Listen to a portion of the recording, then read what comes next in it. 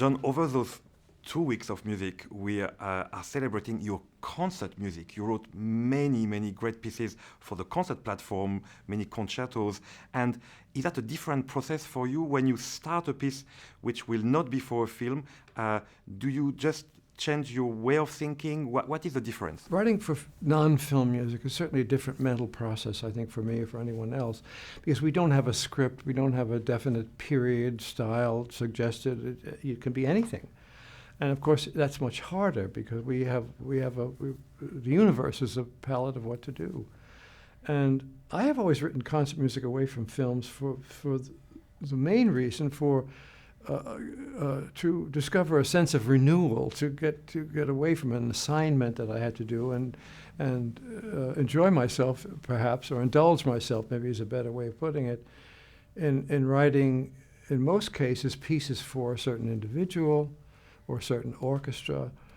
And violin concerto, of course, I've written many years ago, and that was written in quite a romantic style, which my late wife was particularly enthusiastic about in terms of violin music, which she loved, and so it is somewhat tuneful, I guess you could say, in a romantic style, which I haven't done too many pieces exactly in that way, and I have written many woodwind concerti, for different players, and I know you're going to play my cello concerto, which I've written for Yo-Yo Ma, which was written for the occasion of the opening of Ozawa Hall at Tanglewood.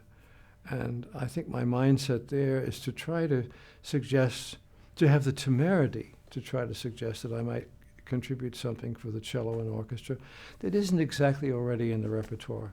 Now, I would never attempt to displace Dvorak or 20th century concerti.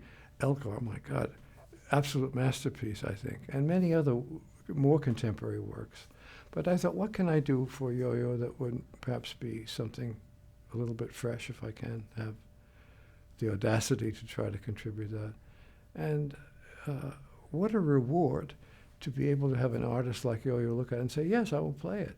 It's fabulous. Nothing could be better. So what time I have had to devote to that, I have enjoyed, and it's been part of my, not only part of my entertainment, but part of my attempts to try to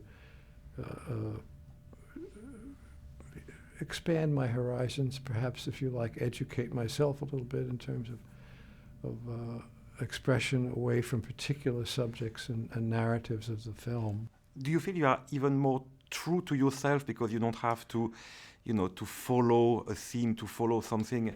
I really don't know, Stefan. I don't know what represents my soul, whatever that may be, if there is one, more completely than the completely different approach to film music.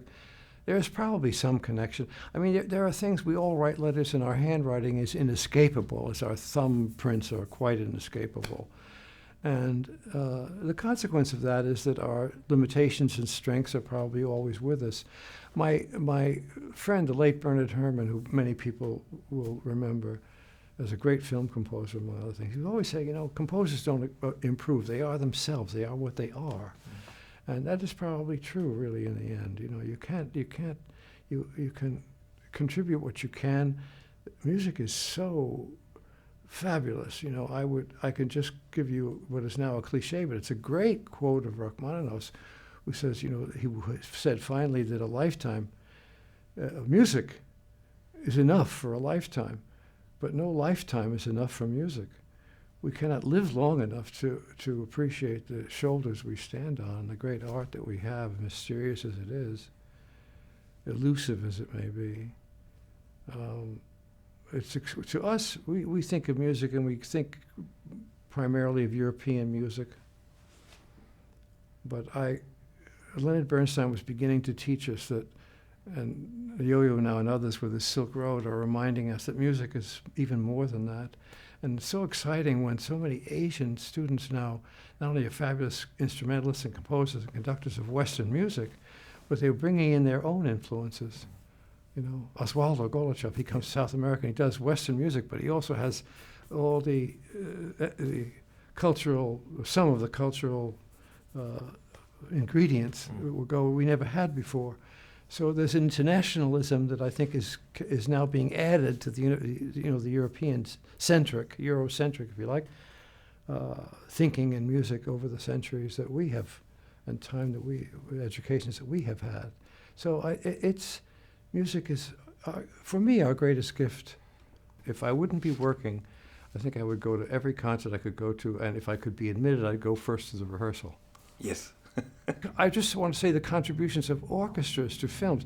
We don't have the Philadelphia Orchestra, the Boston Symphony to play film, but our players, there's a virtuosity, there's an aspect of virtuosity in these films that is unnoticed by the audience. And that's why a concert, if you can have a great orchestra do a concert with or without film, the audience can understand what a partner musical virtuosity is in the manufacture of these films. Stefan, thank you so much for everything. You're fabulous. You are a fabulous artist, so exciting. First hearing you at Tanglewood, I was so impressed. Congratulations on your great art and many, many years of making beautiful music. You will.